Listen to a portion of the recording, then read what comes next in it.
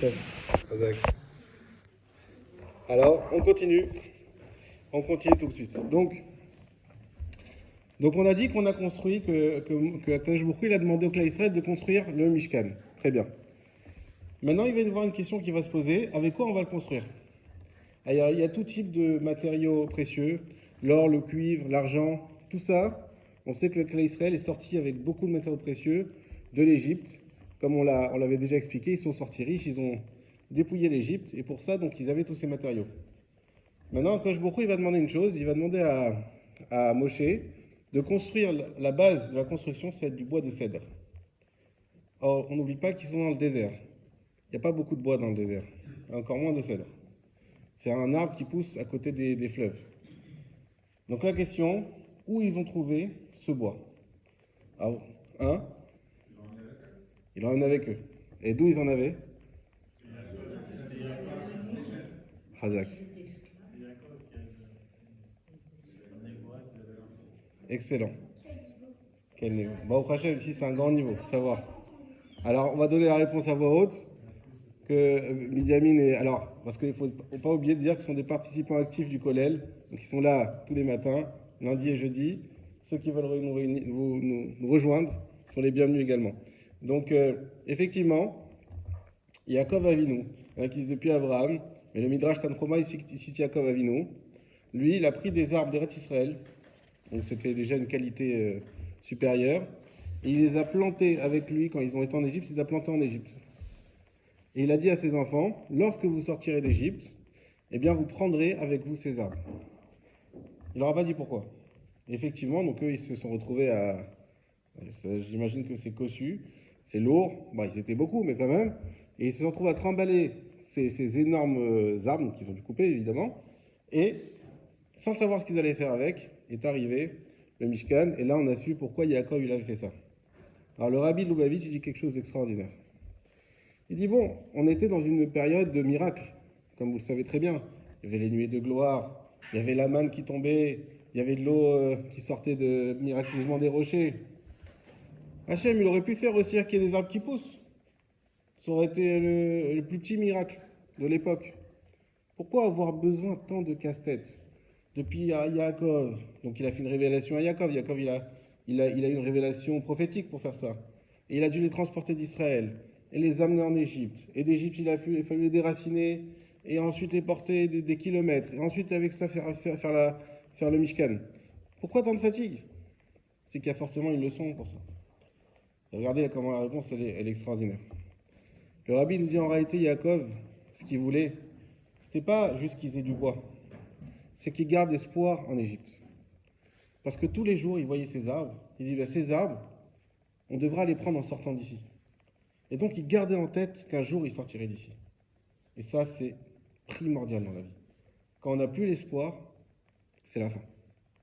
La seule chose qui nous permet d'avancer, c'est l'espoir. L'espoir véritable. Et le rabbi, il va plus loin. Il dit encore de nos jours, pourquoi on a besoin de faire des synagogues? Pourquoi on a besoin de faire des shiurei Torah? Pourquoi on a besoin d'apprendre tout ça? Il dit, ben ça, c'est la preuve. On a besoin parce qu'il y aura le Mashiach. Et donc, tout ce qu'on fait, chaque synagogue, elle est un signe d'espoir pour nous rappeler que cette galoute, elle va prendre fin et qu'il y aura le Mashiach. Donc ça, c'est le message extraordinaire d'espoir du Rabbi. Alors maintenant, le Mishkan, on va parler de sa construction un petit peu. Et déjà, il y a une question fondamentale. Pourquoi avoir besoin de construire un Mishkan? Est-ce que Dieu, il a besoin d'une maison? On a un Tanat d'Ebeliaou, donc c'est plusieurs enseignements qu'Eliyahu Hanavi il a donné, qui nous dit quelque chose d'extraordinaire. Il nous dit que, comme ça je vous le cite, Dieu il dit, si mon trône est le ciel et la terre mon marchepied, quelle est la maison que vous pourriez me construire? C'est Hachem. Le ciel tout entier, c'est son trône. La terre, c'est un marchepied. Et nous, on va lui construire une tente qui est Quechua de Décathlon pour qu'il vienne. C'est quoi l'idée? On ne peut pas construire. Lui-même, Hachem dit, mais quelle maison? Même l'or, l'argent, les diamants, ce que tu veux. Quelle maison tu veux construire pour Hachem? Il continue, il dit, voici vers qui porte mon regard, vers le malheureux qui est humble et qui tremble à ma parole. C'est-à-dire qu'Akadosh Baruch Hu, dans son immensité, dans son éternité, vers qui il va être attaché, vers qui il va être sensibilisé, vers qui son intention va être attirée, vers la personne humble. Et qui sont ces personnes humbles dont on parle? On parle du clan Israël qui a dit Naaseh Venishma. Lorsqu'on l'a développé la semaine dernière, lorsque le clan Israël a dit Naaseh Venishma, c'est-à-dire qu'ils ont dit à Hachem, nous acceptons ta Torah, nous la ferons sans aucune condition, et nous comprendrons ensuite. En disant ça, ils se sont pliés face à Hachem dans le sens d'une humilité terrible, en disant mais en réalité c'est logique, on est devant Hachem, quel gava tu veux avoir devant Hachem, quel orgueil tu veux avoir devant Dieu. Tu peux faire le fier devant Hachem. Il n'y a pas de fier. Mais en réalité, oui, on le fait tous les jours. Tous les jours on fait le fier. Tous les jours quand on dit c'est bon, la synagogue c'est trop tôt, ouf, telle personne m'a énervé, bah oui, j'ai qu'à m'énerver, je fais ce que je veux. Ou à ce Shabbat, il y avait un truc sur le téléphone, c'est bon, je peux regarder mon téléphone. Bah, c'est quoi? Bon, on fait le fier devant Hachem. Bah oui, on ne se plie pas. Donc en réalité, le Yetzer Hara, il est capable de nous faire faire des choses qui sont au-delà de la compréhension. Il n'y a pas de logique. Et même ce qu'on peut croire qui est infaisable, il nous fait faire. Et là, ils ont dit, eux, Naaseh Venishma. En disant Naaseh Venishma, ils ont mérité à ce moment-là qu'Hachem habite avec eux sur terre. Hachem, qui n'a pas de limite, il accepte de se mettre dans un coin limité, une tente. Une tente. Alors qu'à un endroit où même nous, aujourd'hui, on n'habiterait pas. Une tente. Et de cette tente, on va avoir un endroit qui va sortir du temps. On en parlera peut-être sur d'autres shiurim, on ne va pas s'attarder là-dessus. Mais c'est un endroit où le temps et l'espace n'auront aucune emprise. C'est une sorte de microcosme dans le Mishkan et le Beth Amikdash plus tard, où il y aura une infinité dans cet espace-là. Infinité dans l'espace, infinité dans le temps. Ça, c'est le Mishkan. Et Akadosh Baruch Hu, il a demandé au clan d'Israël, absolument, et la première mitzvah qu'il a demandé à Moshe, on le répète, la première mitzvah qu'il a donnée à Moshe lorsque Moshe est monté au Har Sinaï, c'est de devoir faire ce Mishkan. Le Rabbi Yehuda Ben Dana, il nous dit aussi quelque chose de très fort. Il nous dit en réalité Hachem, avant même qu'il y ait la notion de faute, la notion, on vient de commencer à être un peuple d'Israël, il n'y a aucune faute qui a été faite encore, Hachem il a prévenu. Et qu'est-ce qu'il a fait? Il a donné la possibilité de se faire pardonner. Parce que tout l'essentiel de la voda, du travail qu'il y avait dans le Mishkan, c'était quoi? C'était les corbanotes, c'était les sacrifices. Et tout le but des sacrifices, c'était de pardonner le clan Israël. Donc, comme à son habitude, Hachem il prévient la maladie en donnant déjà le médicament avant, sachant bien sûr qu'il allait avoir le veau d'or, on en parlera dans les prochaines semaines. Eh bien déjà il a donné la possibilité au clan Israël de se faire pardonner grâce au Mishkan, à la possibilité de faire des sacrifices. Alors, il y a une phrase qui est, on peut dire, mythique, que tout le monde connaît, que chaque rabbin qui fera un cours ce Shabbat sur la Trouma la dira quoi qu'il arrive, mais il faut la dire, on ne peut pas passer à côté, c'est comme ça. On le dit à chaque mariage, c'est quoi? C'est, Dieu a dit, vous me ferez un mikdash, et je résiderai, betocham, je résiderai en eux. On dit betocho, je résiderai en lui. Et pourquoi betocham? Vous avez tous entendu la réponse. Parce que quand on fait le Mishkan, et ça répond aussi à notre question, pourquoi c'est la première chose qu'on a ordonnée? Parce que le Mishkan était un lieu qui permettait aux Béné Israël d'accueillir Hachem dans leur cœur.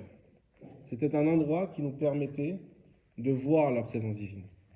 Et pour nous, c'est important de voir. On l'a vu avec les 10 commandements dans Yitro, que le clan Israël, ils ont dit à Moshe, on ne peut pas se suffire, on a confiance en toi, il n'y a aucun problème. Mais on ne peut pas suffire de ta parole.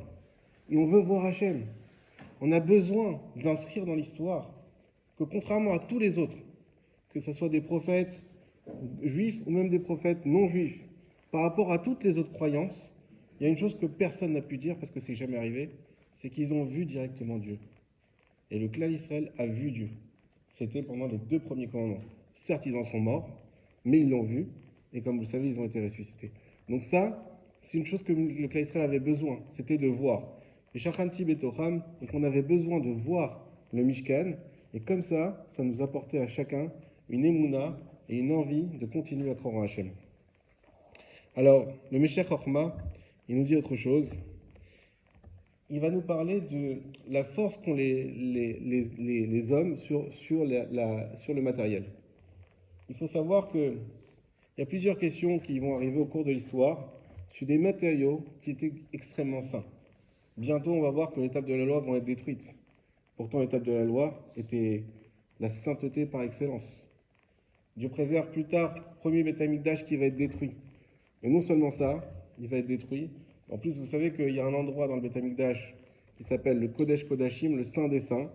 C'est un endroit tellement unique, tellement saint, qu'il y a une seule personne qui pouvait y rentrer, et une seule fois dans l'année, c'était le Kohen Gadol à Yom Kippour. Et Dieu préserve, ça fait peur, mais il rentrait avec une chaîne au pied. Pourquoi? Parce que s'il a une mauvaise pensée, ne serait-ce qu'un instant, il pouvait être tout de suite, voilà. Et donc, et comme personne ne pouvait aller le chercher si ça arrivait, alors il fallait une chaîne pour le tirer. Imaginez-vous l'angoisse de ce Kohen Gadol. Et qu'est-ce qui s'est passé plus tard? Eh bien, on a Titus qui détruit le Beth Amikdash et qui rentre avec une prostituée dans le Saint des Saints. Et il en ressort vivant. Et qu'est-ce qui se passe? Le Kohen Gadol, une petite pensée. Et là, on a quelque chose. On éclate toutes les barrières. Il ressort. Comment c'est possible? Encore dans l'histoire, on aura plusieurs fois ces... Alors, il nous dit une chose, le Meshech Chochma. Il nous dit, il faut savoir, c'est très important, que c'est pas le matériel qui est kadosh. C'est pas ça. C'est nous qui donnons de la sainteté au matériel. D'ailleurs, vous connaissez tous ce midrash, que quand il y a eu le veau d'or, les lettres des tables de la loi se sont évaporées, et c'est là que Moshe, en réalité, il a perdu, c'est pas lui qui les portait, c'était les lettres qui portaient. Les lettres sont parties, et les tables sont tombées, tout simplement. Eh bien, c'est-à-dire quand on dit que les lettres sont parties, c'est-à-dire que la sainteté est partie. Et pourquoi la sainteté est partie? Parce que le Klal Israël s'est déconnecté. On avait un Klal Israël qui était attaché à la Torah, qui attendait ça avec impatience pendant 40 jours et 40 nuits, et tout d'un coup, à la dernière limite, ils craquent et ils disent on va faire Avodah Zarah, on se détourne. Ben, quand le Klal Israël s'est détourné, c'est là que les lettres sont parties. Elles ne sont pas parties parce que Dieu a dit allez, partez. Elles sont parties parce que le Klal Israël s'est déconnecté. C'est pareil avec le temple. Le temple, c'est un endroit extrêmement saint qui inspirait le Klal Israël, qui inspirait la crainte d'Hachem. À partir du moment où le Klal Israël se détourne, où il décide de faire des avérotes, les trois plus graves qui existent, où il décide de plus donner l'importance qu'il y a à cet endroit-là, eh bien, c'est fini. Cet endroit n'a plus rien. Et donc, même Titus, il peut rentrer et faire ce qu'il veut, même dans le Saint des Saints, il n'y a plus de conséquences. Alors, qu'est-ce qu'il faut apprendre pour nous? Ben, nous, aujourd'hui, on a deux endroits où on a la possibilité d'inscrire la sainteté dans l'endroit. Et c'est à nous de décider si on le fait ou pas. Premièrement, c'est la synagogue. La synagogue, en soi, on est en plein dans la halakha de la synagogue, le matin, ceux qui écoutent, les petites halakha de 3 minutes. On explique chaque chose, chaque parole. On ne peut pas parler de n'importe quoi dans la synagogue. On ne peut pas se tenir n'importe comment. Et on ne parle même pas pendant la tefila. Pendant la tefila, c'est très très grave. On ne peut pas parler, on ne peut pas discuter, on ne peut pas rigoler. Il y a même une question, il y a des différents minagim, est-ce qu'on a le droit de se faire la bise dans une synagogue? C'est pas kavod. Tu fais la bise à quoi? Tu donnes une intention à quelqu'un alors qu'il y a Hachem devant toi. Il y a la présence d'Hachem dans la synagogue. Il y a une kedusha. Et bien pour ça dépend de nous. Si dans une synagogue, tout le monde parle, on est là pour rigoler, on est là pour se retrouver, ça devient un PMU. Tu crois qu'il y a une kedusha dans cette synagogue? Il n'y a pas de kedusha, il n'y a rien du tout. Et tu vas dans des synagogues, et moi j'ai vu, quand tu as des synagogues qui sont bien faites, où les gens font attention, mais les gens changent, les gens ils évoluent. Tu as des gens qui vont déménager des fois dans des villes pour une synagogue. Ils sont capables de déménager, de changer leur vie, changer les enfants d'école. Pourquoi? Pour aller à côté de cette synagogue-là. Parce qu'il y a tel rabbin, il y a telle communauté, où il y a tel... Et là-bas, on sait qu'ils font attention. Et ceux-là même qui parlaient, qui rigolaient le Shabbat matin, ceux-là même, quand ils arrivent ici, ils ne peuvent plus dire un mot. Pourquoi? Parce qu'il y a Kedusha dans la synagogue. On fait attention à ce qu'on dit. Et ça change les gens. Les gens, ils évoluent dans ces synagogues-là. Et c'est pour ça que c'est important. C'est nous qui constituons ces synagogues. c'est important qu'on prenne à cœur de mettre de la Kedusha dans ces synagogues. Et encore plus important que la synagogue, c'est nos maisons. Dans nos maisons, c'est à nous de décider. Est-ce que notre maison, c'est quoi? C'est un endroit de liberté, au mauvais sens du terme, qui a aucune règle, aucune attention, ou c'est un endroit où il y a une inscription forte des parents? C'est un endroit où les parents, ils donnent du temps à leurs enfants. Ils donnent du temps à leurs principes. Ils font des efforts pour montrer un exemple. Ils font des efforts pour, ne serait-ce que le Shabbat, allez, on est fatigué vendredi soir, c'est pas grave. On fait un effort d'un petit Dvar Torah. On fait un effort de demander à un des enfants de dire quelque chose. On fait un effort de faire un petit chant qui va durer 3 minutes. Il ne s'agit pas de faire des choses monstrueuses. Il s'agit de faire des choses régulières.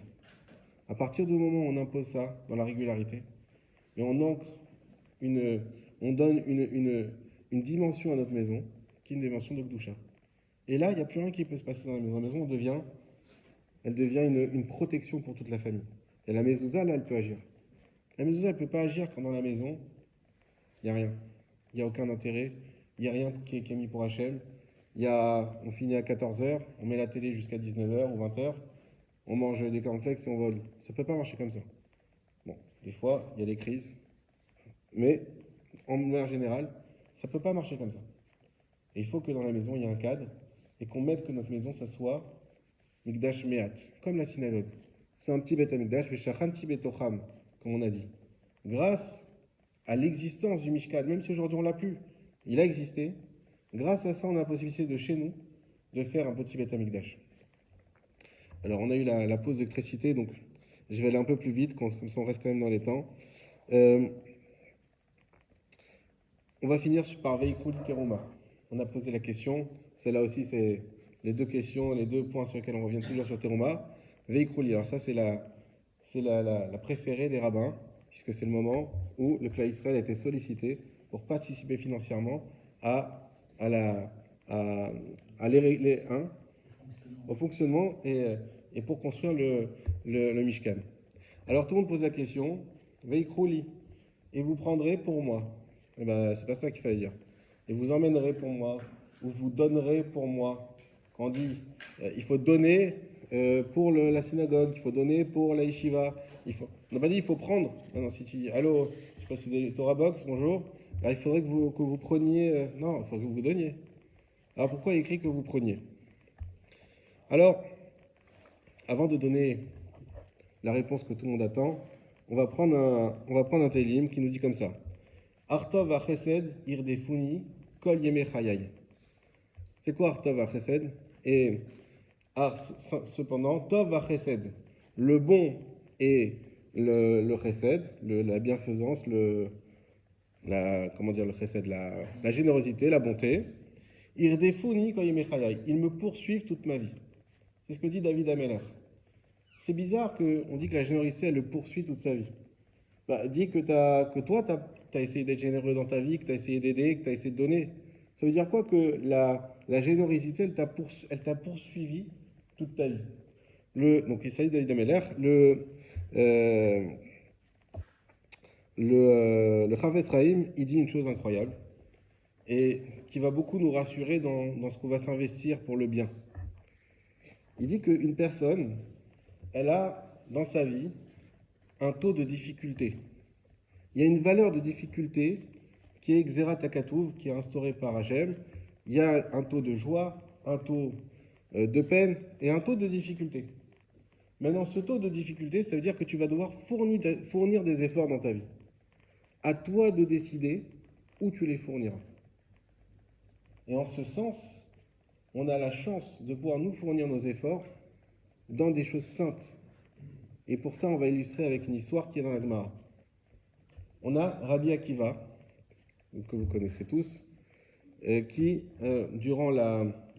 juste avant la destruction il a vécu la destruction du deuxième temple, et à un moment donné, quand les Romains ils ont pris le pouvoir, ils ont interdit d'enseigner et d'étudier la Torah. Lui, évidemment, il n'a pas écouté l'interdit, et il donnait des cours comme ça, tout le temps il donnait des cours. Et il y a un autre juif qui s'appelle Papous Ben Yehuda, qui disait à chaque fois, mais Rabbi Akiva, Pourquoi tu gâches ta vie comme ça, tu mets ta vie en jeu? Arrête des cours de Torah. Là, il y a une situation difficile, il y a une situation dangereuse. Arrête. Et on a connu ça aussi, au moment même ici on a eu la guerre, il y a des gens qui étaient en colère, dire comment vous laissez les synagogues? Faut arrêter, c'est dangereux. Alors bon, il y a les Miklatim, mais à un moment donné, là, il disait, mais ça y est, il y a danger de mort pour toi et pour ceux qui viennent au cours. À tout moment, il peut y avoir une, une troupe romaine qui arrive et qui zigouille tout le monde. Donc arrête de donner des cours de Torah. Qu'est-ce qu'il lui a répondu Rabbi Akiva? Il a dit, tu me fais penser à cette histoire-là, donc l'histoire dans l'histoire. Il y a un renard qui se balade au bord du lac. Il voit des poissons qui nagent à une allure folle. Il leur dit, mais pourquoi vous êtes comme ça pressés? Qu'est-ce qui vous arrive? Les poissons, ils disent au renard, mais on fait attention parce qu'on sait qu'il y a des filets. Donc on va très vite, comme ça, au cas où il y a un filet, on sait qu'on peut passer au travers, et on essaye de les éviter, et on essaye de réussir à passer cet endroit où on sait qu'il y a des filets. Alors le renard, il leur dit, mais vous êtes bêtes. Si vous avez peur des filets qui sont dans l'eau, bah, sortez de l'eau. Au moins, vous n'aurez pas de filet. Alors, les poissons ne sont pas laissés avoir, pas comme le corbeau. Et ils ont dit, mais si déjà, dans l'eau, qui est notre élément naturel, si déjà on est en danger, alors dans la terre, qui n'est pas notre élément naturel, combien on sera en danger? Et regardez ce qu'il a dit Rabbi Akiva. Il a dit, moi tu me dis, je suis en danger quand j'étudie la Torah, mais la Torah c'est mon oxygène, c'est mon eau comme un poisson, je suis un poisson dans l'eau dans la Torah. Alors c'est vrai, il y a des filets, c'est vrai, il y a des Romains, il y a des dangers. Il dit, mais c'est quoi ton conseil? Que j'arrête d'étudier? Mais c'est comme le poisson qui doit sortir de l'eau. Mais je suis foutu. Si déjà avec la Torah il y a un danger, mais sans la Torah, mais c'est fini. Il n'y a plus rien. C'est comme si je me suis déjà suicidé. Comme si le poisson qui sort de l'eau. Et il le dit comme ça. L'histoire se termine pas là.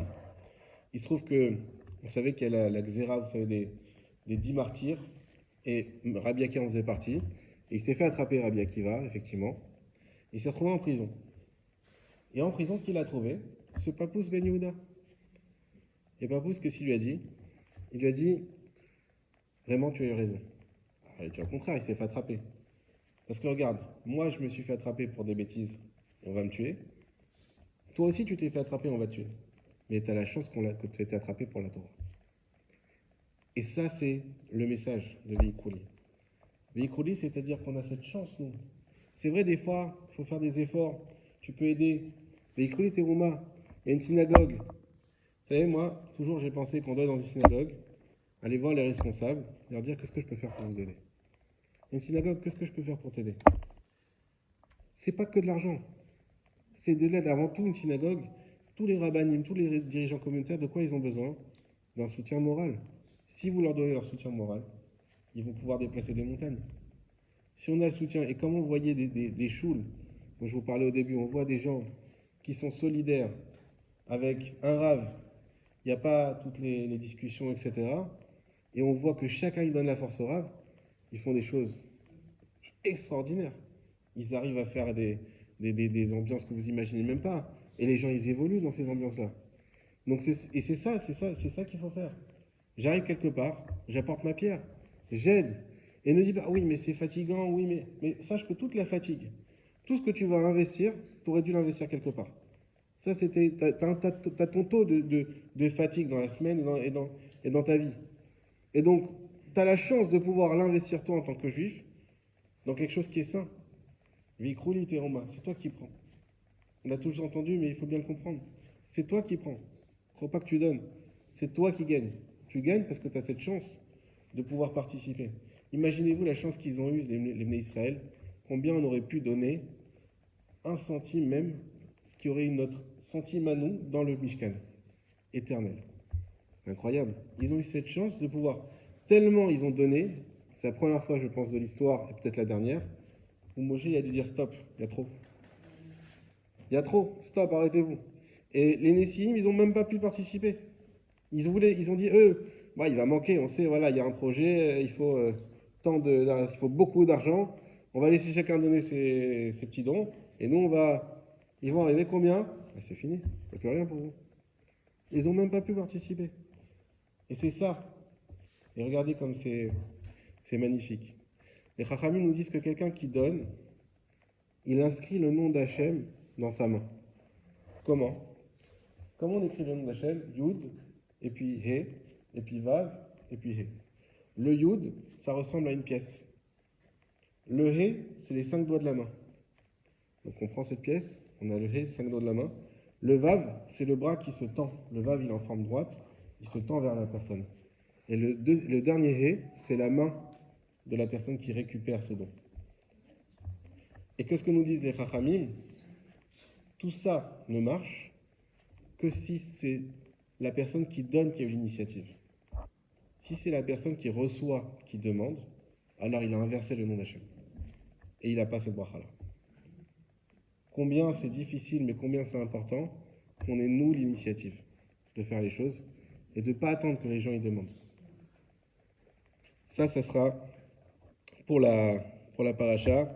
Chazak ou Baruch. Il nous reste